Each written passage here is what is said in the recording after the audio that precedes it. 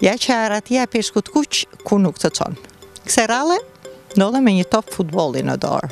Jo se do luaj futbol, se nuk ka gjasa të më ndollë mua kjo, por thjesht sepse jam e kënaqur që aratia më ka quar dhe më ka sjellë tu në Juban të Shkodrës, në një fushë futbolli që ka historinë e vetë. Në vitin 2005, tu është zhvilluar ndeshje e parë e ekipit të vajzave, e ideuar e konceptuar nga Ferdinand Jaku. Ne kemi ardhur këtu për të takuar Ferdinandin dhe për të bërë një intervistë për rrugtimin personal dhe profesional të tij, edhe për ta sjellë dhe për të lëshikuesin e Aratisë pikërisht dëshminë e kësaj ngjarje që në atë kohë për Shkodrën dhe Shqipërinë ka përbërë dhe vazhdon të përbëjë histori. E presim Ferdinandin. Ferdinandi është me një top tjetër në dorë. Ky është topi i parë që është luajtur futboll në këtë fushë nga fillimisht 14 vajzat e para. 14 femrat e para, pasi 2-3 janë kënë dhe gra me fëmijë. Dhe kjo është e veçantë dhe e bukur e futbollit femrave. Atëherë i vendosim topat tu në tokë edhe lëm kohën e duhur për ta zhvilluar bisedën tonë lidhur me këtë eveniment që në atë kohë ka qenë eveniment i vërtetë. Unë mendoj që vazhdon të jetë përsëri eveniment, pasi nuk është se futbolli femra ka marrë ato për masat e duhura, me gjithë zhvillimit gjeografik në shumë rrethe të Shqipërisë, por akoma nuk ka marrë atë si thoshë atë rrugën e duhur. Pra përpjekjet vazhdojnë. Patjetër, dhe me mbështetje nga federata, por shumë unë do vlerësoj mbështetjen dhe besimin e prindërve që dërgojnë fëmijët pas duke ndjekur ato fëmijë ëndrrën e tyre futbollin. Ju jeni në fazën që e besimit që përpjekjet nuk rreshtin dhe vazhdojnë. Po unë do doja të ktheheshim pas në kohë. Pse u lindi ideja për ta bërë një gjë të tillë? Atëherë, ideja, unë këtu ky vend ku dikur para shumë viteve, para viteve 90, para viteve 89, ku kanë fushë futbollit, që është përdor nga shkolla, që ka pasur ambientin pak më lart. Në fakt jo vetëm fushë, këtu ka pasur fushë voleybollit, basketbollit, një kompleks, ka një kompleks siç të gjitha shkollat dikur kanë pasur komplekset e tilla. Fatkeqësisht sot nuk ekzistojnë më. Janë reduktuar shumë. Dhe unë pas viteve 90, në vitin 89-90 është transformuar kjo fushë në një ambient tjetër. Pas viteve 90 me ndryshimet që ndodhin, kjo mbeti hapësinë e pashfrytzuar, një tokë ku ishte shkelmuar për vite të tëra, dhe për fat ishte në pronësi të familjes time.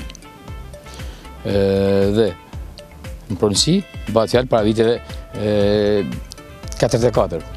Dhe me pas kur fillon lëvizjet, pra ndryshimet politike, lëvizjet që secili të merrte pronën vet, mu caktu si ambient ku unë ndërtova shpintu, dhe me pas duke menduar e ktheva në modelin e mretnis, pra nga fushë futbollit e bëra përsëri fushë futbollit, pasi ky ambient nuk prodhote asnjë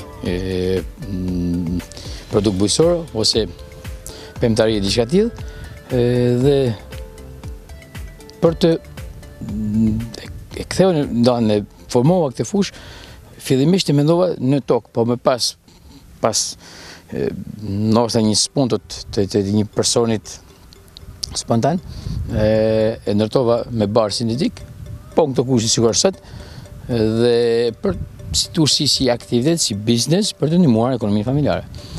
Pas një vitit, gjatë kohës që unë shfrytëzosha për përfitime, më pas ishte argëtimi familjar. Ky argëtim jo një ditë, po çdo natë ne e shijoshim këtë ambient. Sidomos me ndryshim ky ambient duket ndryshe. Duke parë, kam 2 vajza dhe bashkëshorten dhe një djalë. duke e ndarë. Normalisht, kjo është fushë që luhet me dy porta.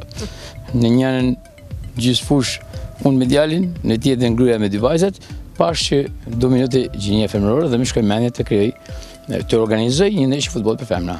Bashkëshortja më shteti mirë idenë dhe arritëm për pak ditë, 2-3 ditë, së bashku me disa njerëz të mitë, një shoqe të shkollës mesme, Terezina Lazrin, Loreta Jakun, Kushina, Eleni Marku, Agitina Marku, Mirela Idhia, Manjola edhe janë disa vajza, disa emra të skalitur tashme në histori, në memorien e historisë, ku një pjesë e tyre vajza ishin pjesë e katekizmit të kishës së Jobanit, gjë që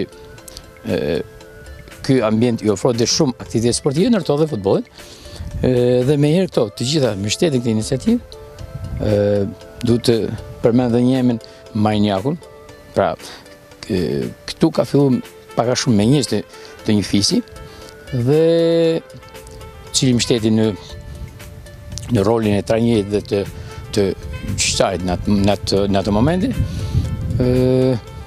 u organizu për pak ditë dhe me 6 shtator të vitit 2005 në orën 16 e zhvillu ndeshja e parë.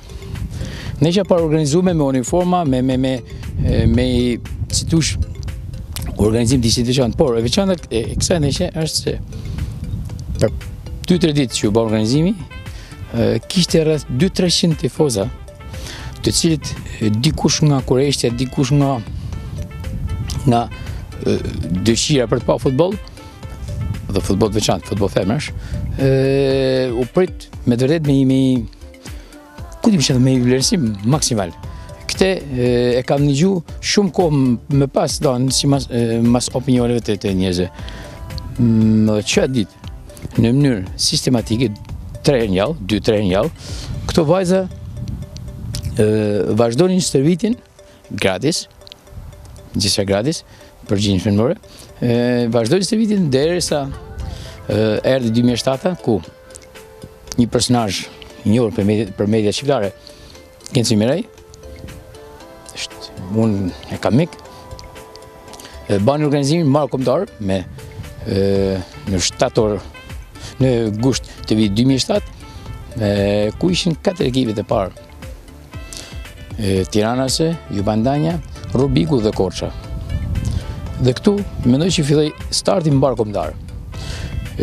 Por zot të harroj, pasi këtë lidhe me Genci Mirej, në bani një tjetër mik, gazetari i Mirënjohjes Sportiv, Gaspar Marko. Do doja të risilnim emocionet kur shikonit ekipin e vajzave duke luajtur këtu.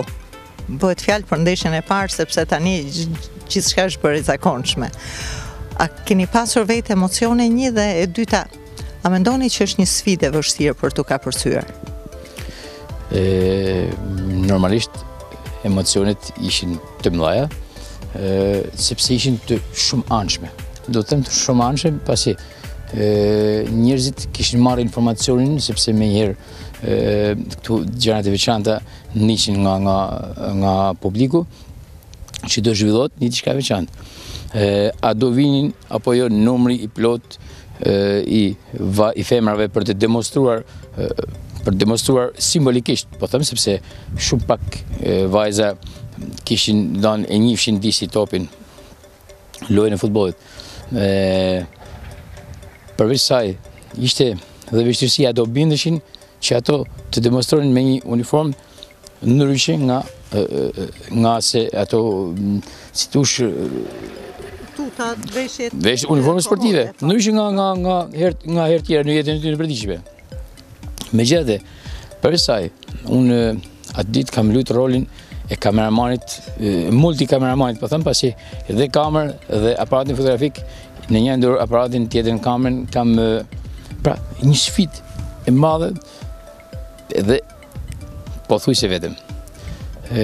Megjithatë, pasi ky aktivitet përfundoi, mendoj që unë mendova si marrun ato emocionet, ose më shkarkohet disi nga emocionet, po jo. Ditën e nesërme, unë kam rendur, kam vrapuar tek 2 televizionet Shkodrane, të Vërzafa dhe Shkoda TV, që ishin atë 2 televizionet, dhe kam pasqyruar këtë lajm. Të them të drejtën, ka pa përshtypje diçka dhe e maj mend sot, që personat që po merrin në dorë kasetën kundrejt një çmimi simbolik fakt, megjithatë ishte çmim në atë kohë, pasi e qurin si reklama, nuk di, nuk ka se dikush nuk ka se diti ta vlerësoni gjatë tillë. Me pas mediat e pasqyrune dhe me pas filloi një përshkallëzim, si thush, një interes në përgjithësi dhe këtu filloi të rritet numri i vajzave që ishin për shërbitje. Më pas kur u kriju formati, po them marrë kombëtar në gusht, ku pat një interesim nga federata, sepse në fakt federata ka filluar në 2009 me pas organizim mbar kombëtar. Por deri në 2009 gjithçka ka qenë organizim privat, por mbar kombëtar në Shqipëri. Çfarë ju shtynte të besonit se doja dilnit? Pra kishit zgjedhur diçka të veçantë, e veçantë për Shqipërinë, sepse në botë ekzistonte. Edhe ku e kishte burimin guximi juaj? Atëherë, në fakt e theksuar që jeta është një sfidë dhe njeriu mundet të provojë. Çdo njeri ka një mision në jetë dhe secili fatmirësisht sot ka mundësi nga më të ndryshme që secili të tregoj aftësitë e tija në këto sfida. Unë kisha atë me mendimin tim atë veçantën, ishim mësuar vitet e fundit të shihnim një futboll agresiv. Po them agresiv ose te agresiv, më janë dy terma të njëjtë pothuajse. Në fushën lojës me demonstrime jo të pëlqyeshme, me fjalë, shprehje jo të ashtu dhe mendova që prezenca e futbollit femrave me brështësinë, me elegancën, delikatesën e saj mund të ndryshoj mendim në fushë dhe jashtë fushë. Në fakt ka ndodhur kjo? Edhe çfarë karakteristikash ka një ekip femrash në futboll? Në fakt unë mendoj që kjo është realizuar. Me përjashtim, ne edhe dikur kemi patur për shembull shoqet tona të shkolla në shkolla,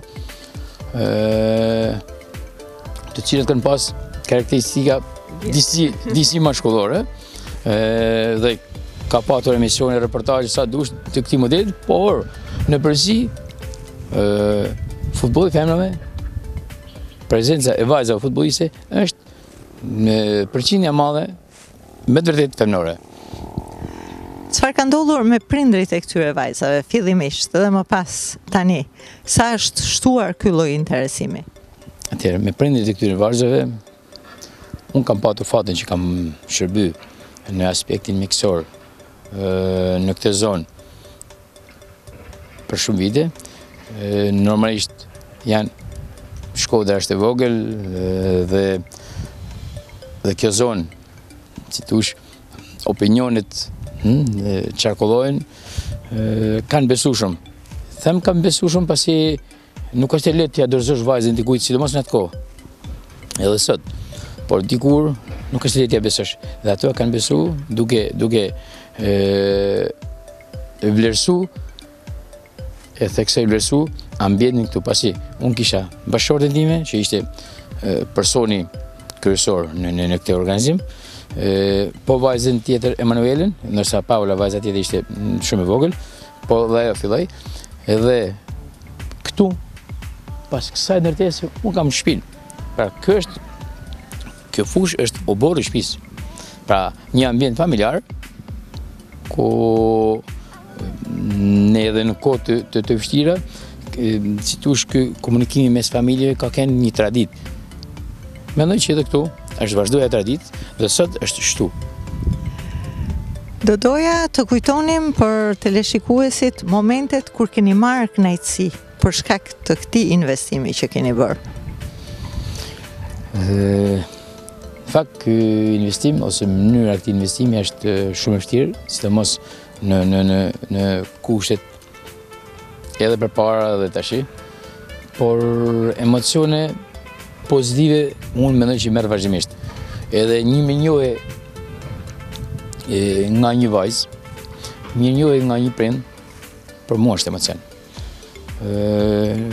Normalisht kjo periudhë rreth 14 vite ka ato uljet e ngritjet e veta, suksesit, sepse në futboll emocionet, sukseset maten me trofe. Po unë do të theksoj dy momente, janë në fakt shumë momente, ose të gjithë momentet, po të kthem, unë janë të gjithë momentet për mua emocionale, emocione pozitive. Por dy po të lë një rezervë, dy momente, kur kam marrë në 2007, në ngushtë 2007, kemi marrë pjesë për e të parë, tash organizimin Gen Cymerit, aty nuk u paraqitëm mirë. Në 2007, në Kupa Pavarësia 2007, fatmirësisht e fiton Jubani. Ky është një emocion. Kupë simbolik ishte, me certifikat, por ishte një emocion, me vërtet dohan u bën një hap. Dhe Kupa parë e Shqipërisë, organizuar nga Federata, në shkurt 2011-2012, është sezoni futbollistik 2011-2012, kur ne morëm me Kupën e Rubriks, ishte një emocion. Nërsa emocionet tjera janë, unë kam fillu fillimisht me vajza të zonës këtu. Kam pa disa vajzat nga Shkoda të shtëpisë fëmijës, të cilat unë falenderoj të gjithë. Po ato vajzat me gjati, pasi disa prej vajzave akoma më thrasin babi. Dhe kjo është një epitet ose një emocion që ato më dhurojnë. Në fillimet e para shifsha vajza si tush, me problematika, pasi vetë zonat të ofron. Shifsha kundërshtar vajza me nivel, vajzat e ekipit Tiranës ose të Korçës, me nivel. Sot, një pjesë e madhe vajza që mund të jenë 200-300 vajza që kanë kalu këtu, që janë servit, mund të jenë 200-300 vajza. Një pjesë e madhe vajzave janë me arsim të lartë, nana, mësues edukimit fizik, pra kjo është mendoj një arritje. Dhe kjo ju bën patjetër të ndjeni jo vetëm i kënaqur, por ju fal edhe një lloj krenarie. Është vërtet, ne jemi shumë krenar për këtë aspekt. E kishe menduar në ato hapat e para që mund të ndodhte kështu, dhe a ka pasur ndonjë moment kur Ferdinandi ka thënë po dorëzohem? Në fakt, jeta të ofron dhe momentet të tilla, por unë kam një parim. Punën e sotme, fiksoj mirë disa shprehje popullore të cilat unë gjej si tush frymëzimin tim. Punën e sotme mos e lën për nesër. Ndërsa nervozizmin, kështu e shprehun, e sotëm lërë për nesër. Dhe aktualisht në këto momente dobësie, lodhje, mingarkese, e kam lanë si tush për të nesër për ta rimenduar. Dhe mendoj që kam bërë mirë që kam vazhdu.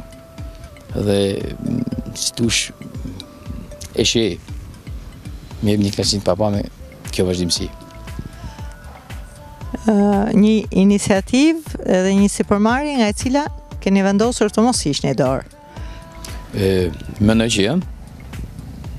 Megjithatë varet se si mund të rrjedhin ngjarjet, pasi unë shoh një fenomen negativ.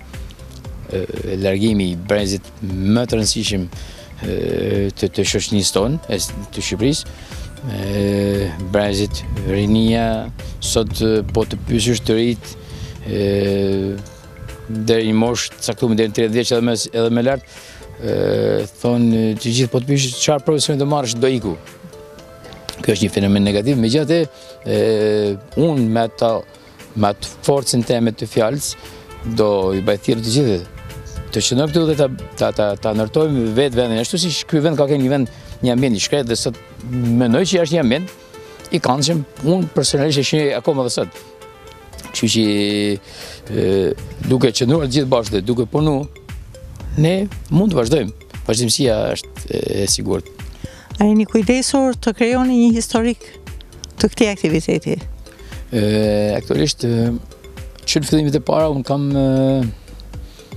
si tush kam hime objektiva me idena të qarta, sistemimin ndoshta sistemi do në kohën e vet, por dokumentimin e aktiviteteve. Gjë që ka bën të mujtën, si tush faktin që këtu është një histori nëpërmjet dokumentacioneve. Para një viti e pak ne kemi patur dhe dhurat nga federata këtë tapet që jemi tash, dhe vetë presidenti të cilin unë gjej rastin ta falenderoj për shumë mbështetje, jo vetëm këtë mbështetje, presidenti Armando Duka e ka vlerësu si një moment historik dhe normalisht kjo është një emocion, por histori nëse nuk e mirëmarrim, nëse nuk vazhdojmë, është shuhet. Unë them që gjithë kjo rini të shënojmë këtu, të vazhdojmë dhe ta mirëmarrim.